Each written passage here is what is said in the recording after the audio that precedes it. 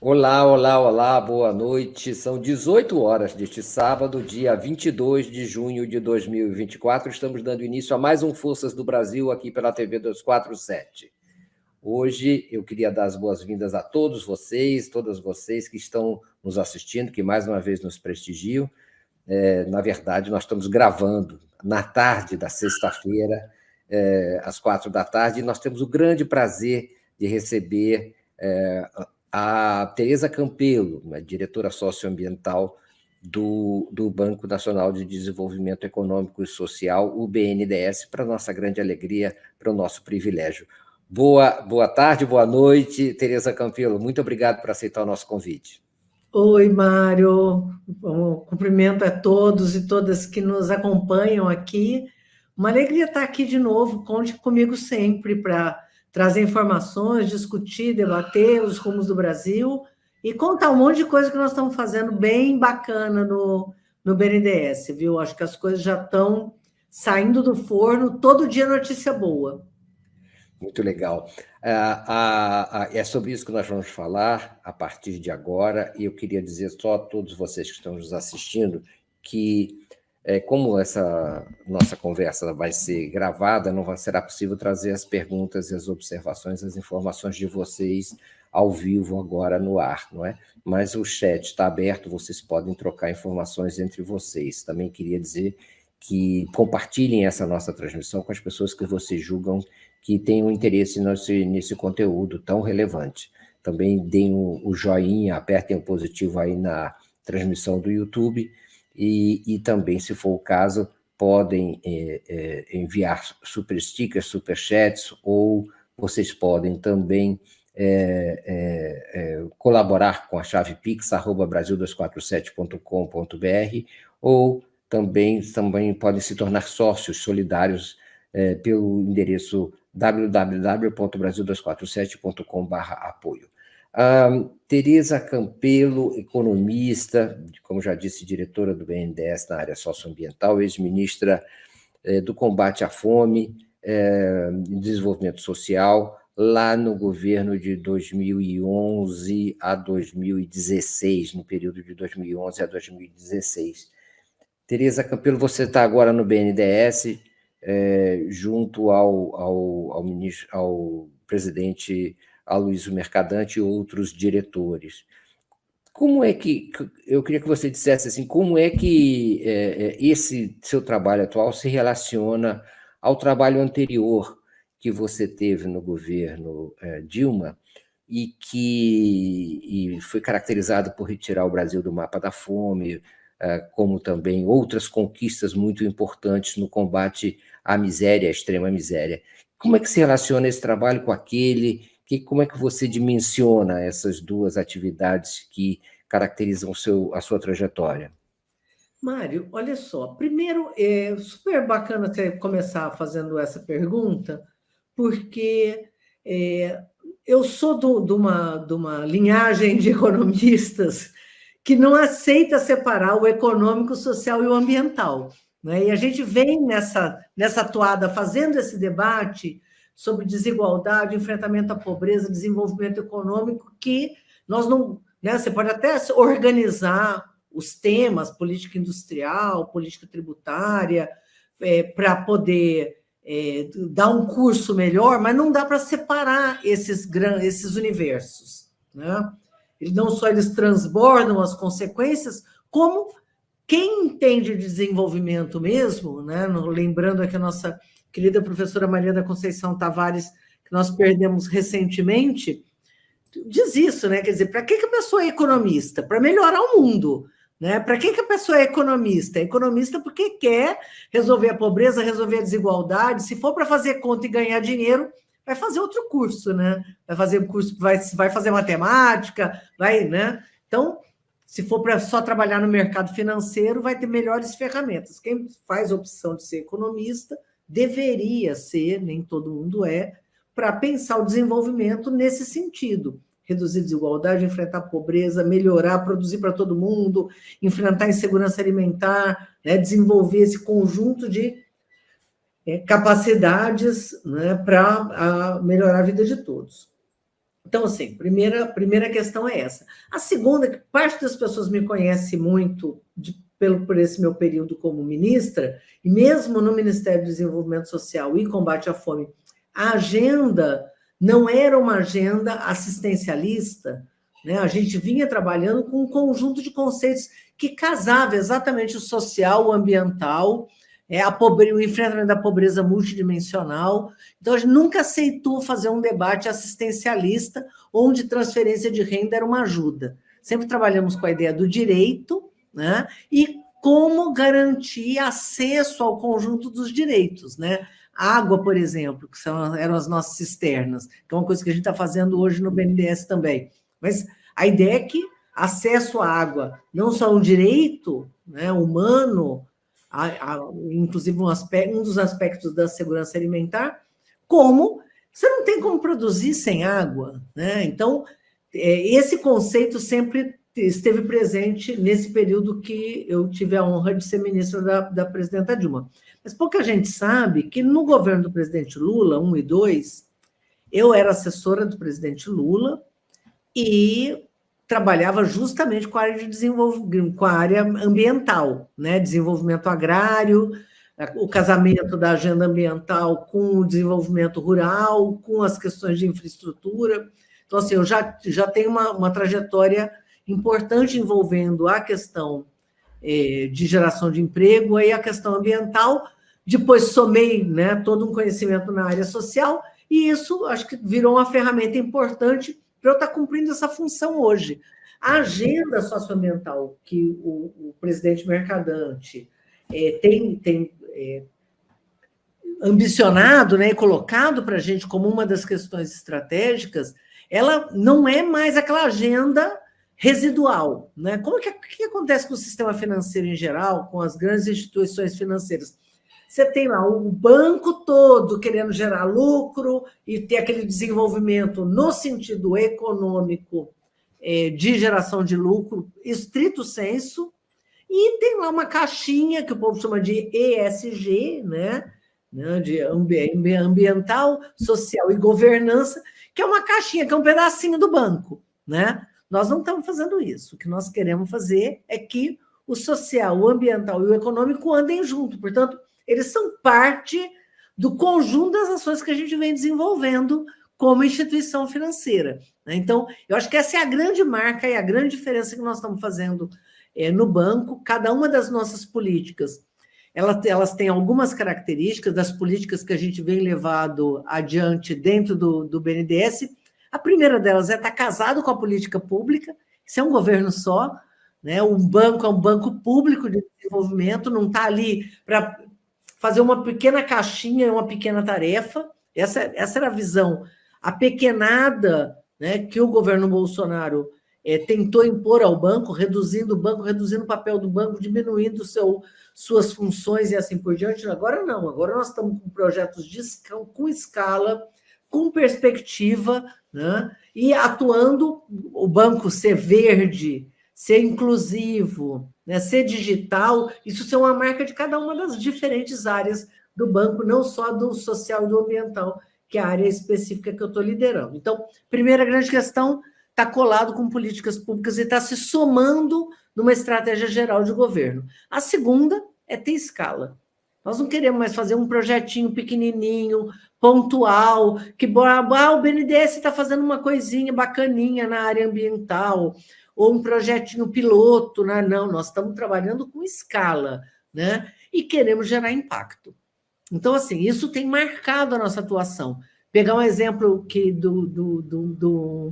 do programa que nós lançamos ontem, a versão pernambucana, né, que é um programa para todo o Nordeste, que chama Sertão Vivo, que é um projeto inovador, espetacular, em parceria com o Fundo Internacional de Desenvolvimento Agrário das Nações Unidas, que é o FIDA, né? E aí, Mário, olha só, e todos e todas que nos assistem, 1 bilhão e 800 milhões de reais para o semiárido nordestino. Tem um colega do banco que fala assim, gente, quando você falava em 1 bilhão, você fala 1 bilhão para grandes obras, né? Vai fazer a transposição, vai fazer... Agora não, nós estamos falando de 1 bilhão e 800 milhões, sabe para quê? enfrentamento da pobreza e resiliência climática. Casar essas duas questões, garantir que o povo no rural nordestino possa ter acesso a insumos, a tecnologia, a recursos, a equipamentos que permitam que ele, por um lado, supere a situação de pobreza e, por outro lado, avance sendo resiliente, resistente às mudanças climáticas, porque as mudanças climáticas vão atingir o Brasil todo, aliás, no mundo todo, né? Mas principalmente o semiárido nordestino vai sofrer duramente com o aquecimento global. Então, esse projeto casou essas duas coisas, o social, o ambiental, para gerar desenvolvimento, né? E numa escala gigantesca, são 1.800.000 pessoas que serão beneficiadas. A gente lançou o mês passado no Ceará, ontem em Pernambuco,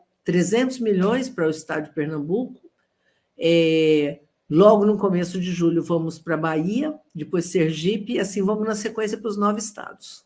Como é que é isso no ponto de vista ambiental? O que significa isso? Porque a desertificação, se é que eu entendi direito, ela é um fenômeno grande, muito preocupante, às vezes até considerado indomável. Como é que vai conseguir reverter esse ciclo? Então, a desertificação é um dos aspectos do aquecimento global, né? O projeto ele está trabalhando com várias questões, eu até acho que vai ter impacto mesmo na desertificação. Tem um pedacinho do semiárido, que são 7, talvez 8 municípios, que já vivem dos milhares de municípios do Nordeste, do semiárido nordestino, centenas, né, melhor dizendo, que já passaram da situação de semiárido para árido. Mas até que isso, de fato, vire uma chaga no Nordeste todo, que eu espero que não vá acontecer, isso vai levar um tempo. Isso não quer dizer que as pessoas não vão sofrer, porque elas já convivem com o semiárido, né? E o semiárido que implica estresse hídrico, que implica, no caso de situações de pobreza prolongada em vários territórios, não acesso não só à água, a insumos de qualidade, a sementes de qualidade, a modos que permitam que essas famílias possam estar produzindo e vivendo de forma sustentável com essa situação. Teve uma época, Mário, que as pessoas diziam assim: vamos combater a seca, né? Vamos combater a fome, vamos combater a seca do Nordeste, que é uma visão completamente atrasada do que significam os biomas, né? E do que significa a natureza. Você não combate a neve. Vamos combater a neve. Ninguém sai combatendo a neve no Alasca. Ninguém sai combatendo a neve no Canadá, né, na França. O que as pessoas fazem? Aprenderam a conviver com o inverno rigoroso, né? Fazem isso como? Desenvolver um conjunto de tecnologias que envolve desde como se aquecer, como ter uma casa adaptada para aquela situação, como guardar comida num período em que a natureza vai estar dormindo, certo? No Nordeste brasileiro, o povo aprendeu a fazer isso também. Nós estamos aprendendo com eles como conviver com o semiárido nordestino.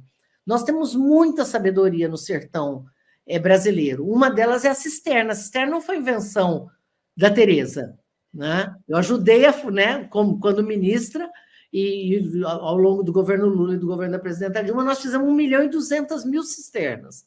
Voltamos a fazer agora. Mas quem inventou a cisterna foi o sertanejo, que inventou um jeito de construir um reservatório. Por quê? Porque chove, né, irregularmente, e durante um período longo não chove, que é durante um período longo neva, né? Então, nesse período você não tem morangos, você não tem. O que o povo faz? Faz compota, guarda comida. Foi assim que o europeu aprendeu a conviver com o inverno. E o nosso povo nordestino aprendeu a conviver com o semiárido e tem muito a ensinar. Então, como guardar água? Não só com a cisterna, um conjunto de tecnologias, é de uma beleza espetacular. Fazer tanque de pedra, né, usando a própria, né, as rochas do sertão, e organizar e fazer esses tanques que são reservatórios para produção. como pegar a inclinação e fazer barragens subterrâneas. São dezenas e dezenas de tecnologia de reservatórios de água, dezenas de tecnologia de como reservar sementes também, né? Então, a gente tem muita semente que é uma riqueza genética no sertão, né? E foi isso que chamou a atenção, não só do nosso governo, como de instituições como a FAO e como o FIDA, que é o quê? Nós temos sementes no semiárido nordestino que vêm sendo expostas a estresse hídrico e estresse de extremo calor já há décadas. Essas sementes são melhores do que outras sementes que a gente tem em lugares que, se você botar para plantar no Nordeste determinado tipo de milho de soja, não dá, morre. E de lá. Então, essa construção genética que veio sendo feita, separando as melhores sementes, isso tudo é um conhecimento, é um saber do povo, né? Esse saber popular, com aquilo que a gente acumulou na ciência, a Embrapa tem um conhecimento acumulado gigantesco sobre o Nordeste, sobre essas tecnologias, inclusive. Nós temos na ciência, na academia. Então, nós estamos juntando esse conhecimento e colocando ele em curso em escala. Tem muita gente que tem conseguido produzir muito e bem no Nordeste. A questão é como a gente leva esse conhecimento para o conjunto do povo, né? Então, são 439 mil famílias que serão beneficiadas, tendo acesso a conhecimento, a assistência técnica, a recursos, a insumos, a sementes, a cisterna, né? Em cada território, tem gente que já tem a cisterna, então precisa de diversificar a produção para ter acesso a pequenos animais. Então, este processo de convivência com o semiárido, que é um conhecimento já e que é uma terminologia, inclusive, já muito utilizada no Nordeste brasileiro. Como ele pode ser espraiado, né, para o conjunto do Nordeste, como usar recursos públicos de escala para isso. Esses recursos estão sendo emprestados para os governadores, mas para o sertanejo isso vai chegar como recurso não reembolsado.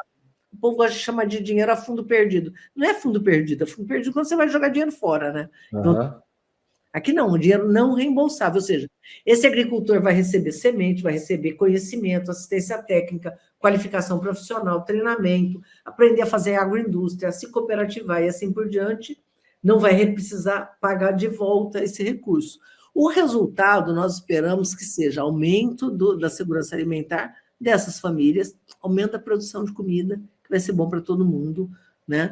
Aprender a conviver com o semiárido vai servir de experiência para outros territórios, né? Seja na América Central, que nós estamos um cinturão seco parecido com o semiárido, seja na África, em outros lugares, que a gente vai poder também fazer cooperação. Então, um projeto espetacular, que a gente vem liderando, né, no Ministério do Desenvolvimento, junto com o Ministério do Desenvolvimento Social, mas no BNDES. Qual é a ambição? A ambição é transformar esse ambiente, digamos, socioeconômico numa espécie de outro modelo de desenvolvimento da região?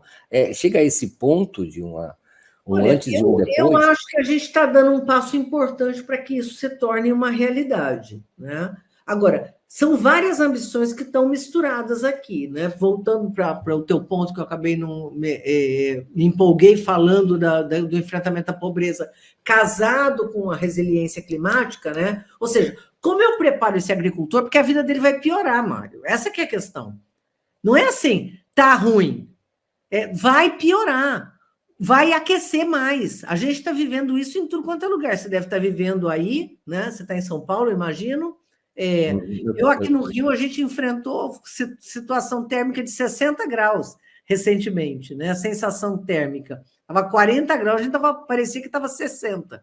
E no semiárido, a avaliação é que em alguns territórios isso vai ser pior do que em outros. É o caso do semiárido. Então, assim, o estresse hídrico vai piorar, o aquecimento vai piorar, né? E, portanto, a gente tem que se preparar para isso. A ambição é preparar a população para estar pronta para não ficar mais pobre e, ao contrário, melhorar de vida, produzir mais, apesar dessa situação.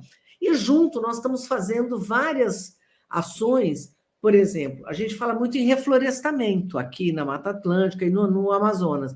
No Nordeste, a gente quer restaurar a mata. A caatinga significa mata branca. A gente quer restaurar a mata branca, né? Essa mata branca, que é a caatinga, o povo usa o termo vamos recatingar, que é restaurar a caatinga. É lindo o termo, né? Que vão reflorestar, se for essa imagem que a gente tem da floresta, no caso é reflorestar também, mas o recatingar ganha esses tons nordestinos, né? E o recatingamento, ele não só vai preservar a biodiversidade, que no Nordeste é riquíssima, né? Não só de vegetação, de frutos diferenciados, de medicamentos, né, naturais, diversificados, de animais e assim por diante, como recatingar é a melhor prevenção para a não desertificação, que é aquilo que você estava falando. Como que eu evito que o deserto avance? Desses pequenos focos de deserto que hoje a gente já identificou. Recatingando, né? Você não pode deixar o valão, né, da erosão do solo sair se ampliando, essa chaga se ampliar. Como que você faz isso?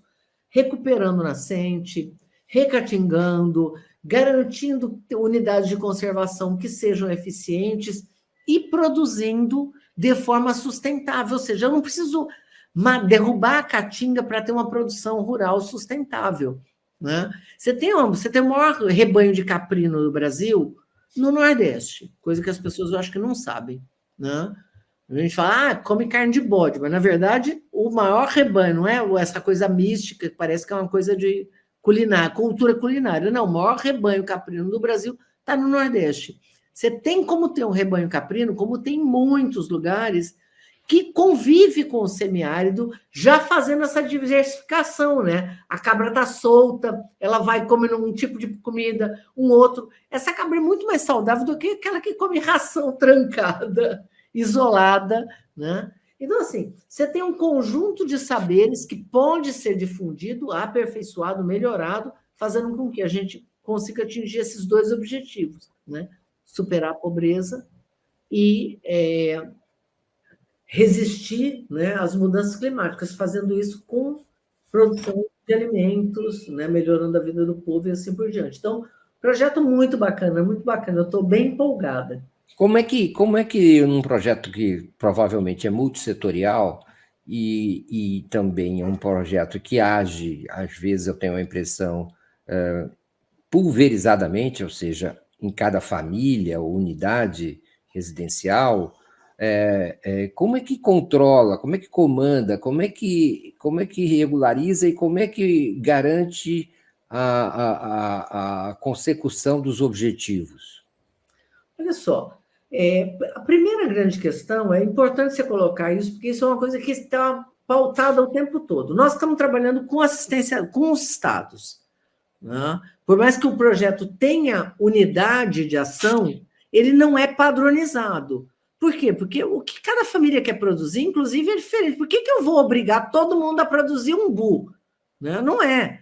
Se eu for tentar obrigar, as pessoas têm essa pega, porque é pobre, vai fazer o que a gente determinar, né? O sudestino, cheio de conhecimento, parará, é que vai dizer o que o nordestino vai fazer lá no campo. Não. Primeiro que assim, as famílias tem umas que já plantam milho, querem fazer tal coisa. O que essas famílias querem fazer mesmo, né? Ter uma produção, ter um galinheiro. Segundo, o Nordeste não é igual, né? Tem lugar que você tem água, você furar o chão tem água, como no Piauí. Né? Tem lugar que você furar tem um cristalino, não tem água. Coisa que as pessoas também não sabem. Por que não vai? Em vez de fazer cisterna, faz um poço artesiano. Não tem poço. Tem lugar que não tem poço artesiano. Entendeu? Capaz de chegar no centro da terra na larva e não achou água. Tem lugar que você fura e a água é salgada. E é muito salgada, não é pouco salgada. É salobra, chega a ser grossa de tanto sal. Então, assim, as realidades são muito diferentes, as culturas são diferentes, tem que ser respeitado. A gente vai estar trabalhando com os governos estaduais, primeira coisa. Parte desses governos tem uma assistência técnica que conhece bastante o Nordeste. Eles é que vão ser nosso braço avançado para a execução desses projetos. Terceira questão. o FIDA está montando uma estrutura de acompanhamento e monitoramento que é exemplar em tudo quanto é lugar. Por isso, para nós, é uma segurança. Está trabalhando com o FIDA, que é esse organismo das Nações Unidas, né? Que tem muita experiência no Nordeste brasileiro. A gente conhece ele pouco aqui no Sul e no Sudeste, mas no Nordeste todo mundo conhece. Eles têm uma experiência enorme no Nordeste e estão lá há décadas trabalhando e tem toda uma equipe de apoio e suporte para monitoramento e acompanhamento. E nós contratamos dentro do projeto, né, um dos componentes do projeto, que é unificado, aí não é por estado, vale para todos os estados, uma unidade para acompanhamento, registro de tudo que está acontecendo, acompanhamento e monitoramento. Né? Então, essa unidade vai nos dar esses relatos, esses reportes e vai acompanhar, porque nós temos 5 anos para executar esse projeto. Né? Você não dá... As pessoas, né, todo esse, como eu disse, é um processo de aporte tecnológico, qualificação profissional, introdução de novas tecnologias, suporte, insumos, recursos. Né? Então, você tem um processo de construção e a ideia é que em 5 anos a gente possa ter resultados, inclusive em alguns casos cooperativados, não isolados, né? Não é família a família, muitas das famílias estão trabalhando já de forma organizada. Então, nós estamos com um trabalho muito sério. Eu acho que a gente vai sair desse, não só com resultados, né, com essa ambição de melhorar a vida do povo, criar um ambiente sustentável, restaurar milhares de hectares de caatinga ao mesmo tempo, né, que a gente melhora a vida do povo, mas nós queremos ter artigos escritos, ter isso documentado, ter vídeo mostrando o que aconteceu. Né? E a ideia é uma referência. Muito legal, Tereza.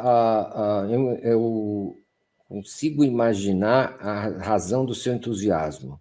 E realmente isso contamina a gente perceber que o BNDES, Nacional de Desenvolvimento Econômico e Social. Então, já era assim, né? A Conceição sempre falava disso, falava, não esqueçam o S do social. Né? E que eles estão caminhando juntos, né? De fato, faz sentido. Tomara que eu tenho certeza que isso vai pegar fogo, né, num bom sentido, em termos de ações tão variadas, tão multiplicadas. Vai ser uma paixão mesmo por conseguir acompanhar e dar conta desse projeto realmente que parece ser transformador. Eu acho que até que é o seguinte, de alguma maneira isso pode realmente transformar até o ânimo em relação ao Nordeste. É verdade. Agora, o Nordeste está crescendo a taxas superiores ao Brasil, não é a primeira vez que isso acontece. Lulinha entra e o Nordeste já dispara. Não é porque está recebendo ajuda ou dinheiro, de fato o desenvolvimento é muito forte. Eu tenho uma visão sobre o Nordeste que ficou presa na retina, eu acho, do Sudeste brasileiro, do Nordeste da década de 70. Né? Então, as pessoas vão para lá, desfrutam, né, da beleza, da paisagem, parará, mas continuam com aquela ideia do jegue, do chão, né? E não consegue aprender e superar isso que ficou preso na nossa cabeça. Né? O nordestino ele migrou por conta de situações dramáticas, né, das secas na década de 60 e 70, mas assim, nós não temos migração em massa há muito tempo. Né? Além do povo nordestino ter feito parte do que foi o próprio crescimento do Sudeste, né? A classe trabalhadora organizada aqui, que marca a nossa cultura, inclusive. Mas eu tomara que a gente consiga transformar isso também, né? A gente consiga olhar para o Nordeste como um território pujante, com um povo muito trabalhador e muito resistente. O povo cabeça dura, viu, Mário, porque assim, é isso, eles estão lá. O semiárido nordestino, já falamos muito, eu sei que você está querendo falar de outras coisas também, mas eu só fechar isso, que é uma coisa que é importante. Nós temos outras territórios. A Caatinga é o único bioma genuinamente brasileiro. Né? Só existe no Brasil, não existe em nenhum outro lugar nada parecido. Mas a gente tem outros territórios no mundo que são de semiárido também, diferentes do nosso, mas outros semiáridos. Em todos eles, a população é nômade. E no Brasil não é. O povo nordestino é fixo na terra e quer ficar lá. Ele não quer vir para São Paulo, ele não quer vir para.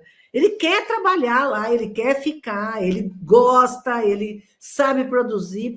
Então, é um povo assim, trabalhador e por conta dessa situação dramática de um clima muito pesado, né, ele, apesar de resistir, não consegue, né, produzir como gostaria. Então, o que nós podemos fazer? Porque não interessa para ninguém no Brasil que eles abandonem o Nordeste. Eles não querem sair e não é bom para o Brasil. Vai gerar o quê? Concentração de terra. Se eles saírem, aquilo lá vai virar plantation. Né? Aí que a Caatinga vai ser destruída e assim por diante. Então, eu acho que é um ganha-ganha enorme esse projeto. Imagino que também tem a importância e relevância o fato de que ele tem a aparência de ser transversalmente focado. Ou seja, ele atinge uma população que, digamos assim, é mais vulnerável e empobrecida dentro do panorama nacional e nordestino também. Não é isso? Isso também é verdade, né? E é uma população que tem terra, né? Então, essa população, nós não estamos falando de uma massa de assalariados, né? É uma população que tem terra.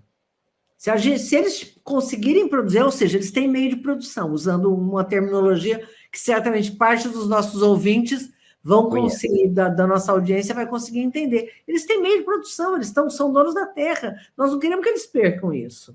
Né? Então, se você cria condições de ter acesso à água, né? De ter acesso a equipamentos que diminuam esse trabalho tão oneroso. Né? Tem um nível de trabalho que é um trabalho muito oneroso. Você trabalha. Como era o carregar água na cabeça? Né? Imagina que é o ônus de você, para ter acesso à água, você andar 1 quilômetro, 1,5 quilômetros, 2 quilômetros. Né? Não é eu andar 2 quilômetros para passear, para fazer exercício, não. É para buscar um balde d'água, voltar com ele na cabeça, carregando peso, parará. Vidas secas, né? Então, assim, esse trabalho é um trabalho muito oneroso, assim como é oneroso você trabalhar, arar uma terra e acabar não chovendo, né? E ela não ter acesso à irrigação, não ter acesso a outras fontes de água, você perder o que você trabalhou. Quer dizer, foi um trabalho todo realizado que não se realiza no sentido de ter a produção depois, de poder colher, né? Então, você joga um trabalho fora, né? Como diminuir esse trabalho tão oneroso? Como ter equipamentos que melhorem a vida da população, que façam com que o trabalho delas renda mais, que elas consigam ter melhor renda, né? Produza mais, tenha acesso a recursos, né? Que elas têm direito por terem trabalhado tanto. Então, muito legal. Fala agora de um outro projeto que eu acho que esse aí também é muito interessante e, evidentemente, tanto quanto esse primeiro, necessário, que é esse da restauração da floresta na Amazônia e no seu, vamos dizer assim, na sua periferia. Fala desse também, por favor. Esse projeto, aí vou me empolgar de novo, porque a gente está com tanta frente bacana, Mário, e tem, né, botam uns ovos de avestruz gigante e não dá um pio, né? Precisamos de espaço aqui, então eu te agradeço aqui antecipadamente aqui ter a oportunidade de poder cacarejar um pouco. Por favor. E contar o que nós estamos fazendo. O BNDES é o gestor de um fundo, que é o Fundo Amazônia, que é um fundo do Ministério do Meio Ambiente, com recursos de doação, internacional. É um tipo de doação muito interessante, porque ela está pagando pelo que a gente já fez. Tem gente que acha que assim, a Noruega entregou dinheiro para a gente, para falar de um dos doadores, né, que é o maior de todos. A Noruega, assim como outros países, doou um dinheiro para o Brasil diminuir o desmatamento. Não foi isso. O Brasil reduziu o desmatamento e a Noruega nos pagou por resultados, que é o que a gente chama de RED+, né? Que é um mecanismo de pagamentos por resultado. Então, assim, lá em 2008, né, em 2009, quando eu ainda era assessora do presidente Lula, nós assumimos um compromisso internacional, inclusive, que muita gente achava que era balela. O Lula está falando que vai reduzir em 80% o desmatamento, papo, não vai acontecer, parará. Isso era reduzir em 80% o desmatamento até 2020. Sabe o que nós fizemos? Reduzimos antes de 2015. Então, assim, todo mundo achou um absurdo reduzir em 80%. Não só a gente fez, disse que ia fazer, fez e fez antes do que estava proposto. Bom, como resultado de todo esse bom desempenho, a gente começou a receber, né, uma parte do recurso nós recebemos já pela redução do desmatamento em 2008, 2009, 2010 e assim por diante. Então, nós temos um recurso que é o Fundo Amazônia, né, que é um recurso que é voltado para ações de enfrentamento ao desmatamento e desenvolvimento sustentável dessa população que se não tiver renda e oportunidades na vida, vai acabar ficando refém do crime organizado, de quem quer desmatar. Esse povo que mora na floresta, assim como o nordestino, é um povo trabalhador, um povo que gosta da floresta, que quer conviver com a floresta, não quer desmatar, não quer ir lá fazer mineração e contaminar os rios, mas acaba ficando refém e é capturado por esses atores que estão aí roubando a nossa madeira, roubando o nosso ouro, e envolvidos com outras ações. Hoje as ações criminosas na Amazônia estão integradas, né? Então, a gente tem que estar à altura de enfrentar esse crime organizado que articula do garimpo ilegal em terra indígena, roubo de animais, peixe, pesca ilegal, como foi o caso do Bruno e do Felipe, que as pessoas acham que foi por causa de... Não, eles estavam identificando pesca ilegal, né? Eles foram mortos porque estavam identificando pesca ilegal. Você vê como a criminalidade está articulada lá com várias frentes que tem, né, no seu pano de fundo o crime ambiental. Bom, então, o Fundo Amazônia, que é esse fundo super estratégico importante, vem tendo um papel muito relevante ao longo dos 15 anos, né? Ele vai fazer agora, no final do ano, 16 anos. Ficou 4 anos parado, no governo Bolsonaro foi suspenso. Por quê? Porque o governo Bolsonaro, as pessoas falam, pararam de fazer doação. Não, não é, o dinheiro ficou parado, trancado, proibido de ser mexido. Por quê? Porque ele acabou com a gestão do Fundo Amazônia. Ele disse, não vou acabar esse comitê aqui, que tem sociedade civil, que tem muita participação, vamos acabar. Acabou com o decreto do PPCDAN, que é um decreto do combate ao desmatamento, revogou o decreto, e com isso o dinheiro ficou suspenso.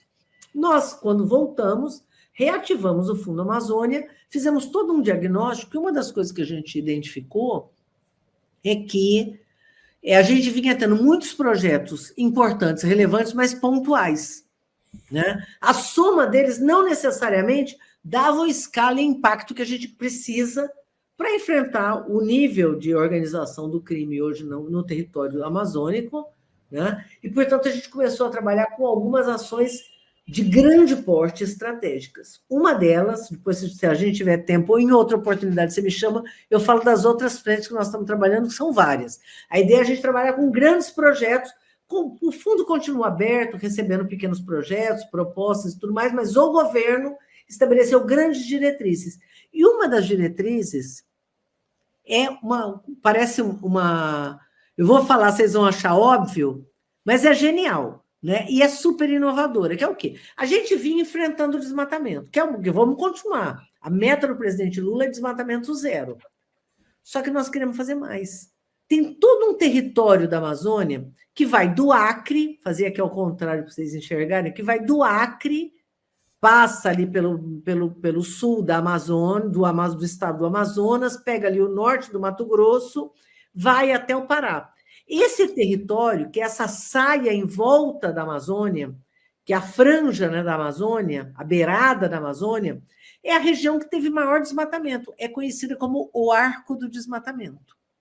O que nós estamos dizendo agora? Nós vamos restaurar o Arco do Desmatamento. Vamos transformar o Arco do Desmatamento, que é o território na Amazônia que foi mais submetido ao desmatamento, ao crime organizado. É lá que foi roubada a floresta, que foi derrubada, que botaram gado, que já está pisoteada pelo gado, que nós vamos restaurar. Então, nós vamos reconstruir a floresta. Isso vai ser absolutamente estratégico por vários motivos. Primeiro, porque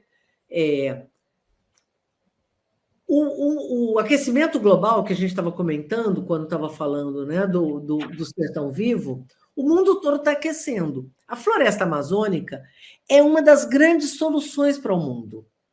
Né? A gente fala, tem que reduzir o desmatamento. Só que assim, reduzir o desmatamento vai deixar de ter emissão. Quando você desmata, a floresta é um bloco de carbono que está incorporado nas árvores. O que são as árvores? Carbono. Né? Então, matéria orgânica, toda ela feita de CO2, né? De várias cadeias de carbono, não CO2, né? Várias cadeias de carbono. Esse grande maciço que é a floresta amazônica, se ela vai sendo queimada, ela vai emitindo. Então, quando você diz, vou parar de desmatar, você vai parar de emitir. Só que nós podemos fazer mais. A hora que a gente plantar e restaurar a floresta, a hora que a gente recuperar, reconstruir a floresta, nós vamos capturar carbono que está na atmosfera. Então, veja bem, o que o governo Lula está dizendo? Nós vamos começar a capturar carbono. Nós não só vamos parar de emitir, nós vamos capturar carbono. Né? Então, primeiro, grande contribuição do Brasil e da Amazônia ao mundo, e do Fundo Amazônia ao mundo. Segundo, ao restaurar a floresta, não é assim, porque uma coisa você faz uma floresta de eucalipto. Tudo bem, você está também capturando carbono. Só que, primeiro que a captura de carbono numa floresta de plantation, né, que é essa floresta toda igualzinha, e não nativa, ela captura muito menos carbono do que a floresta nativa. Segundo, ao restaurar a floresta, eu restauro também os serviços ecossistêmicos da floresta.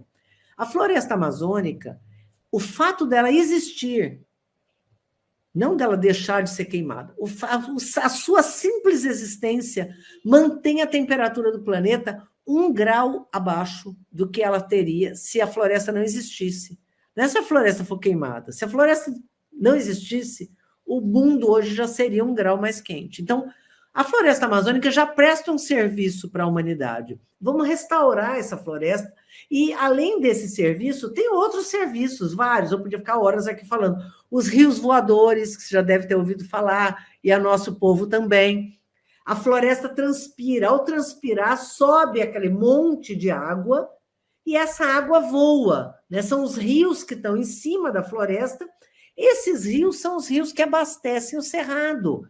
Então, a grande caixa d'água do Brasil, que é o Cerrado, né, que alimenta a bacia do São Francisco, que alimenta as várias bacias no Brasil, ela é alimentada por quem? Pelos rios voadores que vêm da Amazônia. Né? Então, elas alimentam, elas contribuem para equilibrar a temperatura, equilibrar as chuvas, né? Da Argentina até o Cerrado brasileiro, e passando pelo sul e tudo mais. Qualquer desequilíbrio ali causa um conjunto de problemas, inclusive esses que a gente está vivendo, né, da tragédia das chuvas no Rio Grande do Sul. Então, vamos recuperar os serviços ecossistêmicos, mas vamos recuperar a diversidade. Você faz um plantation de eucalipto, é uma coisa. Você restaura a floresta, você faz o quê? Você restaura o conjunto da floresta, com toda a sua diversidade, com toda a sua fauna, com toda a sua flora. Então, é uma contribuição espetacular. Então, eu falei 3 coisas. Quarto, você vai gerar emprego e renda. Para a gente recuperar a floresta, nós vamos ter que construir viveiro, coletar semente, plantar essas árvores, cuidar das nascentes. Esse restauro vai mobilizar a população naquele território, gerando emprego e renda. Essa geração de emprego e renda vai evitar que essa população seja deslocada para ações que são ações não sustentáveis, predatórias, né? E, por fim, ao restaurar esse território, que é o que a gente está chamando do arco da restauração, nós vamos criar uma barreira de contenção à subida da fronteira agrícola, né? Com novas áreas, evitando com isso que se expanda, né? E você tinha falado de desertificação, o solo amazônico é um solo frágil. Se a gente derrubar a floresta, ali não ficará uma área super bacana para o plantio. Não, você vai ficar com uma área frágil, suscetível, inclusive, a um processo de acidificação, de aridez e assim por diante. Então, esse projeto é um projeto que conta com 450 milhões, foi um edital que nós lançamos, 450 milhões do Fundo Amazônia, mas nós queremos também convocar o setor privado a nos ajudar a restaurar, de duas formas. Uma, casando recursos também não reembolsáveis, né, para o restauro florestal, mas tem uma parte das empresas hoje no Brasil que está fazendo restauro. É um grupo pequeno, mas que está fazendo restauro com várias finalidades. Inclusive porque a floresta, ela gera renda, não a floresta de eucalipto, a floresta em si, né? Então, você imagina, eu tenho uma área toda restaurada, que vai ter mogno, que vai ter um conjunto de árvores nobres, de madeiras nobres, que poderão estar sendo coletadas de forma sustentável, planejada, certo? Então, você tem todo um equilíbrio que pode ser organizado, econômico, financeiro e ambiental, que permita o uso dessas florestas privadas, né, de forma sustentável. Então, isso tende a virar um negócio sustentável se contrapondo e rentável, se contrapondo a essa bandalheira que é a tragédia, né, da mineração em terra indígena, os crimes que vêm sendo cometidos, inclusive contra ambientalistas e assim por diante. Então, assim, esse é um outro projeto com muita escala. Nós queremos restaurar 6 milhões de hectares até 2030. Né? Para isso, nós precisamos de 50 bilhões, estamos correndo atrás de dinheiro, né?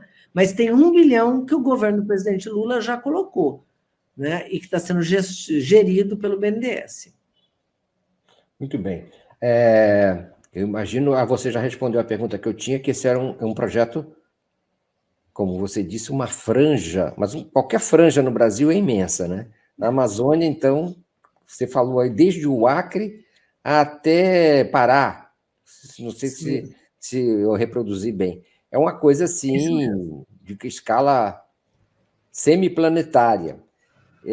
Um projeto que a gente tem a impressão que é um projeto de gerações, mas você acha que não, que é menos do que isso? Que dá para... Vai ser um projeto de gerações para o restauro completo, né? Para o restauro completo, assim, a gente acha que é possível restaurar até 24 milhões de hectares nesse território, na Amazônia. Agora, esses 6 milhões de hectares, a gente acha que, em conseguindo recursos e dando início, que foi o que nós fizemos, porque, assim, se a gente começar a ter viveiros produzindo, esse viveiro vai produzir para os primeiros projetos, mas vai continuar existindo, né? O aprendizado, a qualificação profissional, né? Essas pessoas que vão aprender a viver do restauro vão continuar trabalhando para outros projetos. Então, acho que a gente acha que está colocando em andamento, né, uma esteira que vai atravessar gerações e que vai ter... o Brasil, na nossa avaliação, vai virar uma referência mundial em restauro. Né? Não só um restauro de unidade de conservação de terra indígena para recuperar a floresta, mas restauro produtivo. Né? Então, nós vamos restaurar a mata nativa e poder produzir, desde coleta de frutos, né, o extrativismo que a gente trabalha, né, com cooperativas, com produção. Então, parte desse território vai ser restaurado com finalidade produtiva, mas não é com plantation, né? É com uma mata nativa, com diversidade, com riqueza, né? Então, o projeto é espetacular, vem sendo construído em parceria com o Ministério do Meio Ambiente, né? Contou aí com a sabedoria e com o conhecimento de muitos e qualificados acadêmicos, cientistas, entre eles o professor Carlos Nobre, que nos ajudou, que é um especialista, né, nessa tragédia que vem acontecendo na Amazônia, que também é um entusiasta nosso aqui do Arco da Restauração. Transformar o desmatamento no Arco da Restauração. Bonito. E como o projeto nordestino parece também algo que busca fundar um novo modelo econômico e social, não é? Então, exatamente. Acoplando as duas áreas, não é? Pelo desenvolvimento. Eu queria lhe perguntar, faltam 10 minutos para a gente encerrar nossa conversa, eu queria lhe perguntar sobre um outro projeto, dizendo para as pessoas o seguinte: nós estamos ao vivo não, nós estamos gravando esse programa com a Tereza Campelo na sexta-feira, então não é possível tomar as perguntas de vocês devem estar na dúvida se esse programa está gravado ou não, a essa altura talvez já tenham até constatado que não, ele está sendo gravado. Eu só queria dizer o seguinte, muito obrigado pela audiência, e a questão que eu te trago, Tereza, agora, é de um outro projeto impressionante também, que é esse das favelas e das periferias, o BNDES Periferias. Fala um pouco do que é isso e de como que isso pode ser viabilizado a partir do estímulo que o BNDES está, eu acho que de forma inovadora, não é? Abrindo para a sociedade. Mário, até para fazer justiça, né, a gente vinha empolgado com o Sertão Vivo, com as ações no Fundo Amazônia, que pela natureza, né, de enfrentamento ao desmatamento são, obviamente, voltadas para o rural, e o presidente Mercadante nos questionou muito fortemente, dizendo: a maior parte da pobreza no Brasil está no meio urbano, está nas grandes periferias, nós temos que botar em curso uma ação forte envolvendo periferias, que é uma coisa que o BNDES nunca tinha feito. Então, nós acatamos aí essa provocação do nosso presidente Mercadante e começamos a fazer uma coisa que o banco não tem experiência nenhuma. E que é uma novidade para todo mundo, porque as periferias também não conhecem o BNDES, então nós estamos começando esse namoro, né? Uhum.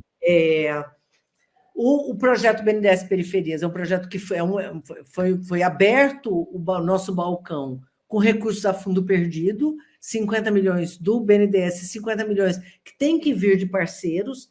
Então, cada entidade que se apresentou para o projeto tem que apresentar uma contribuição, né? Os projetos são de no mínimo 5 milhões, então 2,5 milhões do BNDES, 2,5 milhões de outros parceiros. A gente tem ajudado a fazer essa captação, tá? E aí, qual que é a ideia? São duas frentes que nós abrimos. Uma, que a gente chama de polos de desenvolvimento e cultura, né? E a outra que é de qualificação, geração de emprego e capital semente, para que eu fale um pouquinho rapidinho sobre isso, mas vou começar com essa dos polos. O que a gente decidiu fazer? É muito comum as pessoas chegarem e apresentarem um pacote. Nós vamos fazer um polo, que é um equipamento, né? Ou seja, uma estrutura física, e ela vai ter tal arquitetura e vocês têm dinheiro para fazer isso. Nós não dissemos isso. Por quê? Porque as realidades nos territórios periféricos e nas favelas são completamente diferentes. Não tem cabimento. Tem favela que já tem, ou tem comunidade, ou tem periferia, que já tem o equipamento, precisa ampliar.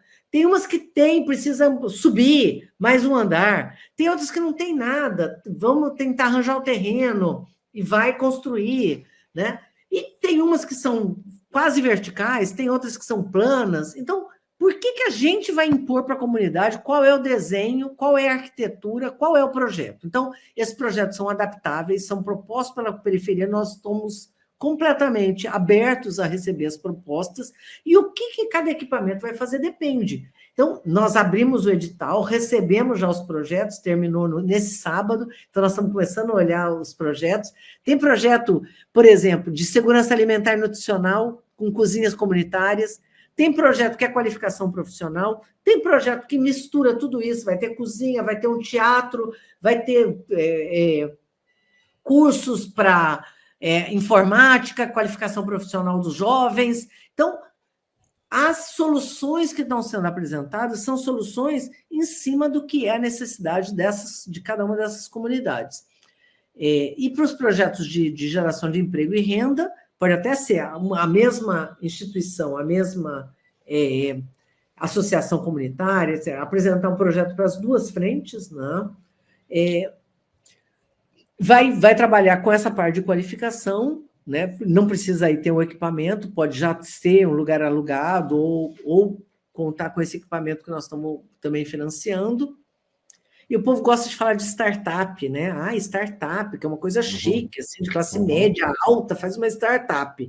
Pobre não, abre uma bodega, entendeu? Não, nós estamos incentivando aí as nossas empresas, então vai ter um capital semente também, que é a mesma coisa que se faz para as startups chiques, né? Nós temos as nossas startups, então vai ter um capital semente para aquele empreendedor que tiver um projeto importante, bacana, possa também estar tendo recursos para dar início aí nessa jornada de implantação do seu projeto inovador e crescimento. Nós abrimos, é a primeira vez que o BNDES faz isso, recebemos 90 propostas, né? Uma parte não vai prosperar, mas projetos muito interessantes, e estamos assim, com uma expectativa muito grande, porque nós estamos considerando o começo de uma história, né? E quando a gente fez o seguinte, né, aquilo que eu estava te dizendo da aprendizagem, né? O lançamento do BNDES Periferias foi numa grande oficina. Por quê? Porque as pessoas não conseguem preencher. Nós não vamos fazer regras que não são rigorosas. O banco é um banco que trabalha com critérios muito rigorosos, mas nós nos colocamos à disposição, então, para ajudar essas instituições a poder preencher esses formulários, se adaptar à realidade benedense, né? E, portanto, no dia que nós fizemos a primeira oficina, para esse projeto, nós fizemos 3 oficinas. Por quê? Porque nós queremos que as pessoas consigam chegar no final e apresentar projetos de qualidade, que foi o que aconteceu, né? Então, não é assim, abrimos o site e se vire. Não, fizemos uma oficina, treinamos, fomos lá, fizemos outra oficina, tive um monte de dúvida, esclarecemos a dúvida, aprendemos, inclusive, porque a nossa linguagem, o nosso vocabulário também não é adequado para explicar. Então, foi uma troca assim, riquíssima, super empolgante, e parte das entidades que tiveram no BNDES falavam assim, eu nunca imaginei que eu ia entrar aqui. Então, você tem o povo, né, as comunidades, entrando pela primeira vez nesse banco que tem essa cara de que atende somente a grande indústria. Então, estamos mudando aí a cara das nossas instituições, e para nós é uma alegria poder estar fazendo isso. Uma das coisas que você citou me lembra, você falou em startup, mas existem trabalhos que identificam uma certa energia para o empreendedorismo nessas populações, não é? É possível identificar isso e capturar, digamos assim, participar, estimular esse tipo de coisa?